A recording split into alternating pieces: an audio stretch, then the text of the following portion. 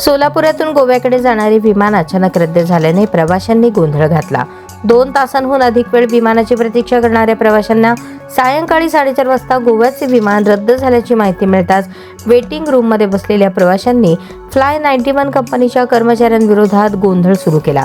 विमानसेवेचे वेळापत्रक कोलमडल्यामुळे देशभरात इंडिगो विमान कंपनी विरोधात प्रवाशांचा रोष वाढत असतानाच रविवारी अशी स्थिती सोलापूरच्या विमानतळावर पाहायला मिळाली। मिळालेल्या माहितीनुसार रविवारी दुपारी 56 प्रवासी सोलापुरातून गोव्याकडे जाणार होते। 1:30 वाजल्यापासून प्रवासी विमानतळावर दाखल झाले होते। अनेकांना बोर्डिंग पासही देण्यात आले होते। दुपारी 2:55 विमान उड्डाण घेणार होते, मात्र तांत्रिक कारणामुळे गोव्याहून सोलापूरकडे येणारे हे विमानच रद्द झाल्याने पुढील उड्डाणही रद्द करण्यात आले।